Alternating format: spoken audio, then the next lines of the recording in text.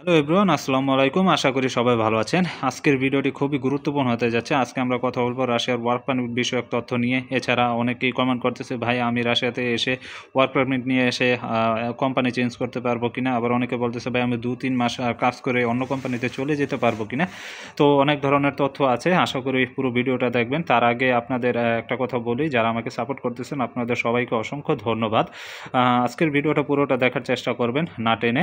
আশা করি আপনাদের অনেক উপকার আসবে। প্রথমে আসি ওয়ার্ক পারমিট বিষয়ক তথ্য নিয়ে। ওয়ার্ক পারমিট হতে আসলে রাশিয়ান ভিসা হতে কতদিন সময় লাগে। তো রাশিয়ান ভিসা হতে আপনাদের মিনিমাম 5 থেকে 20 দিন, 20 কর্মদিবস সময় লাগে। তো কথাটা মনে রাখবেন, টানা 5 থেকে 20 দিন না, 20 কর্মদিবস। তো এখানে স্যাটারডে সানডে হলিডে থাকে, বা বাংলাদেশে শুক্র শনি শনিবার রাশিয়ান এমবেসি যেটা। আর বাংলাদেশ থেকেই আপনার রাশিয়ান ভিসাটা ইস্যু হয়ে থাকে। তো এক্ষেত্রে অনেকে কমেন্ট করে, ভাই আমাদের ইন্ডিয়া যেতে হবে কি না ভিসা পেতে, ভিসা ইস্যু করতে। তো একটা আমাদের বাংলাদেশে হয়ে থাকে, বাংলাদেশে রাশিয়ান এমবেসি আছে, সেখান থেকে আপনার ভিসা স্টাম্পিং করা হয়। তো এটা এক্ষেত্রে কোনো প্রবলেম হবার কথা না। বাট একটা জিনিস মনে রাখবেন, একটা বিষয়, যে আপনাদের কোম্পানি এজেন্সি ভিসা প্রসেসিং নিয়ে কাজ করতেছে কি না।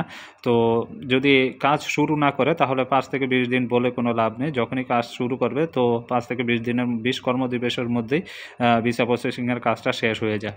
আর তারপরের ইস্যু হলো যে আমরা রাশিয়াতে এসে কোম্পানি চেঞ্জ করতে পারবো কি না। তো রাশিয়াতে এসে কোম্পানি চেঞ্জ করাটা অত বড় কোনো বিষয় না। বাট আপনি কোম্পানিতে কাজ করতেছেন, আপনি লিগেলভাবে অন্য কোম্পানিতে অ্যাপ্লাই করতে পারেন। তো কোম্পানি যদি গ্রান্ট করে, আপনি আপনার ওয়ার্ক পারমিট চেঞ্জ করে তো আপনি ওই কোম্পানিতে চলে যাবেন, এটা কোনো বিষয় না।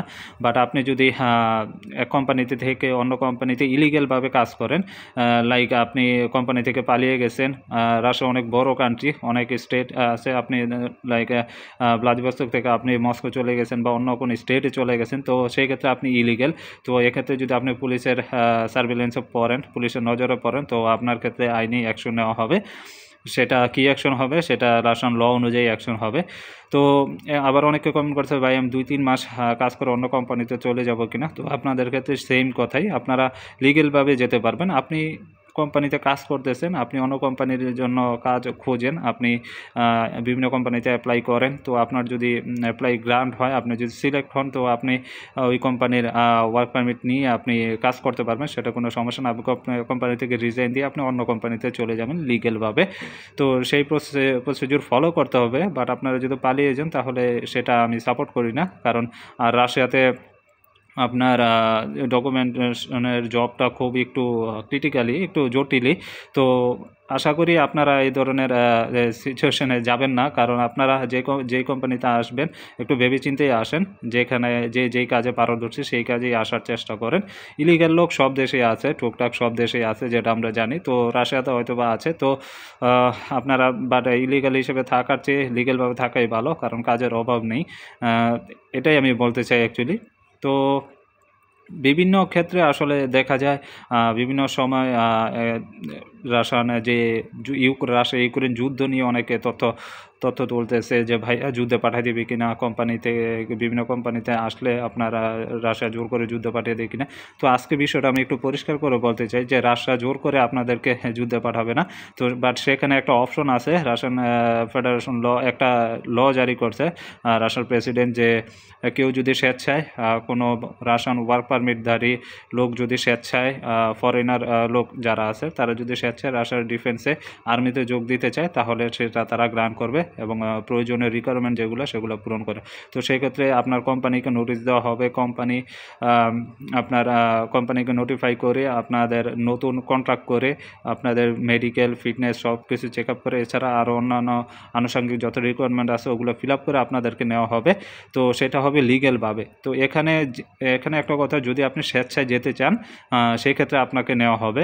বাট আপনাকে জোর করে নিতেছে না। বা এটা এমন না যে কোনো কোম্পানিতে আপনি আসছেন লিগেলভাবে, আপনি ওয়ার্ক পারমিট নিয়ে কাজ করতেছেন, আপনাদের হঠাৎ করে যুদ্ধে পাঠিয়ে দিচ্ছে, এটা এমন না। আমার নজরে এখনও আসেনি।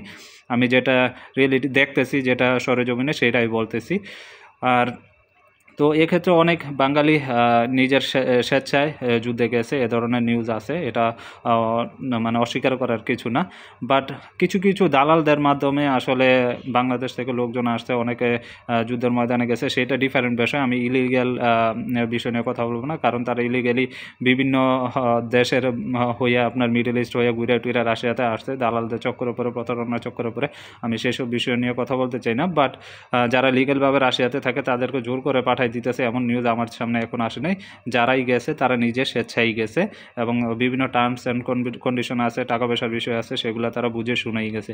তো আশা করি ভিডিওটি আপনাদের অনেক উপকারে এসেছে, আপনারা অনেক কিছু জানতে পেরেছেন। তো আপনারা যদি মনে করেন ভিডিওটি আপনাদের একটু ভ্যালু দিছে, তো অবশ্যই চ্যানেলটিতে সাবস্ক্রাইব করে রাখবেন, সেই সাথে ভিডিওটিতে একটা লাইক দিয়ে বন্ধুদের সাথে শেয়ার করে দিবেন।